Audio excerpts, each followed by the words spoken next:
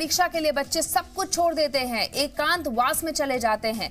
दुनिया से उन्हें कोई मतलब नहीं होता, क्या हो रहा है क्या नहीं हो रहा है, उन्हें तो बस परीक्षा की चिंता होती है। ऐसे में साल भर की मेहनत के बाद वो परीक्षा दे और परीक्षा देने के कुछ देर बाद वो कैंसिल हो जाए, सोचिए उस वक्त बच्चों पर क्या गुजरेगी। सीबीएसई बोर्ड परीक्षा में ऐसा ही हुआ है। 10वीं के गणित और 12वीं के इकोनॉमिक्स के पेपर लीक हो गए।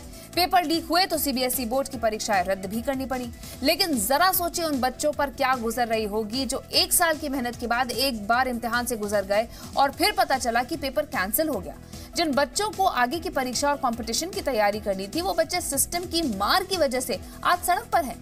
कल जंतर मंतर पर प्रदर्शन किया तो आज सीबीएसई मुख्यालय के बाहर सैकड़ों छात्र प्रदर्शन कर रहे हैं, खुद के साथ हुई नाइंसाफी की मांग कर रहे हैं। वहीं अब तक इस मामले में दिल्ली क्राइम ब्रांच ने 35 लोगों से पूछताछ भी की है।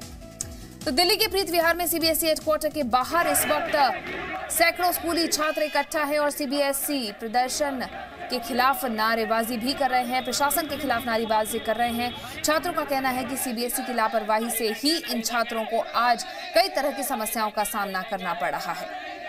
नहीं देंगे, नहीं देंगे। करप्ट है भाई, करप्ट है। सीबीएसई करप्ट है। करप्ट है भाई, करप्ट है। सीबीएसई करप्ट है। नहीं देंगे, नहीं देंगे। नहीं देंगे, नहीं देंगे। CBSE, CBSE, CBSE.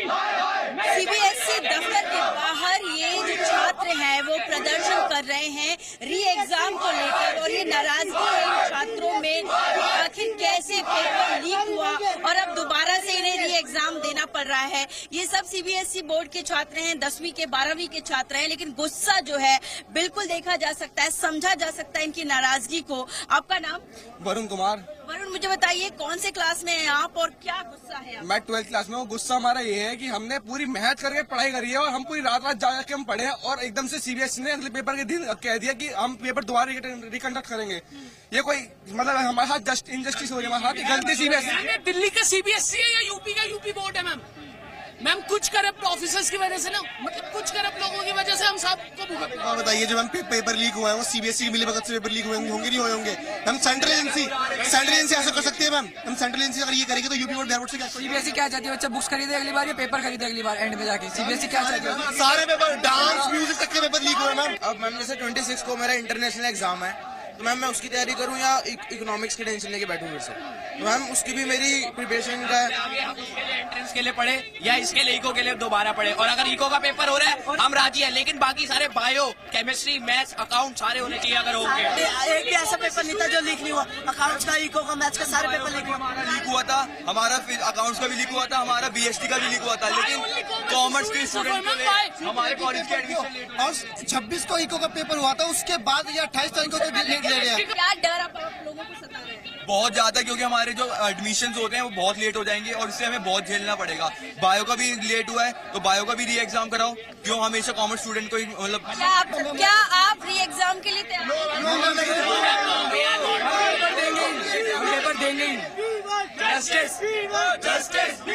छात्र हैं, उनका गुस्सा, उनकी नाराजगी इस वक्त सड़कों पर है। ये सारे स्टूडेंट प्रदर्शन कर रहे हैं सीबीएसई दफ्तर के बाहर इस वक्त हम मौजूद हैं। स्टूडेंट का यही कहना है कि जो सारे पेपर लीक हुए हैं, क्या गारंटी देती है सीबीएसई की दोबारा इस तरह की घटना नहीं होगी, और अब सड़कों पर छात्र प्रदर्शन करते हुए।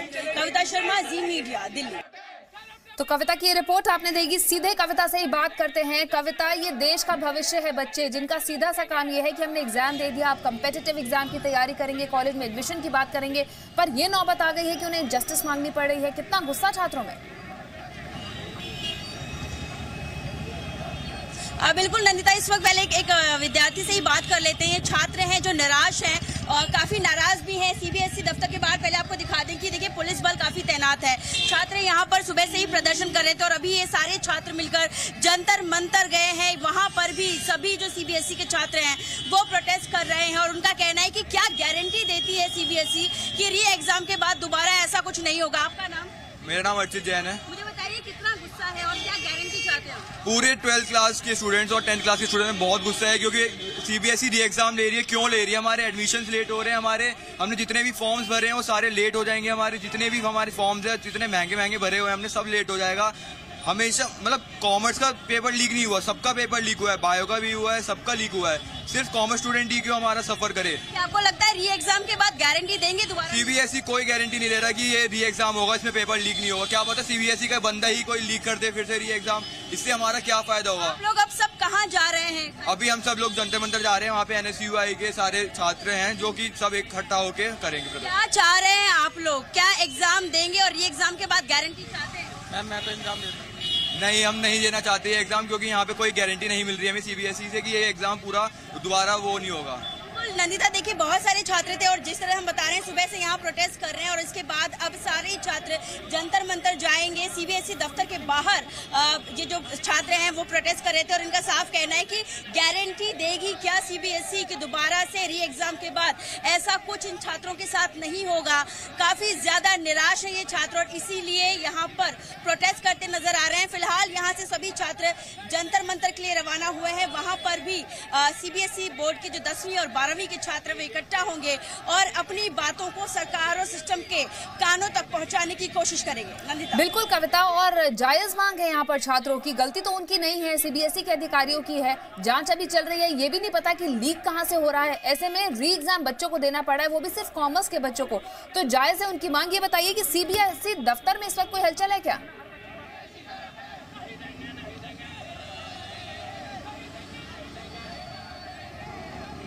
कविता, मेरी आवाज आ रही है आपको? कविता, सीबीएसई दफ्तर में कोई हलचल है क्या इस वक्त? देखिए नंदिता, इस वक्त आपको बता दें सीबीएसई दफ्तर के बाहर ही हम मौजूद है, लेकिन यहाँ पर किसी तरह की कोई हलचल नहीं है। और आपको बता दें कि लगातार कल से भी जी न्यूज कोशिश कर रहा है कि सीबीएसई के जो हेड है उनसे बात हो सके। जानने की कोशिश कर रहे हैं हम कि आखिरकार इतने लाख जो छात्र हैं उनके भविष्य को इस तरीके से अधर पर कैसे लटकाया जा सकता है। ये छात्र कह रहे हैं कि हम री एग्जाम नहीं देंगे, लेकिन फिलहाल दफ्तर में किसी तरह की कोई हलचल नहीं है। पुलिस को यहाँ पर एहतियात के तौर पर रखा गया था क्योंकि ये जो छात्र है इन्होंने रोड ब्लॉक करने की भी कोशिश की थी। इनका कहना है कि री एग्जाम के बाद सीबीएसई गारंटी देगी क्या, और उनके कुछ लोगों के भ्रष्टाचार के चलते आखिरकार छात्रों को ये सब क्यों भुगतना पड़ रहा है। फिलहाल दफ्तर में किसी तरह की कोई हलचल नहीं है, कोई भी वहां पर अधिकारी मौजूद नहीं है बात करने के लिए, लेकिन जो छात्र हैं वो सड़कों पर जरूर हैं। नंदिता।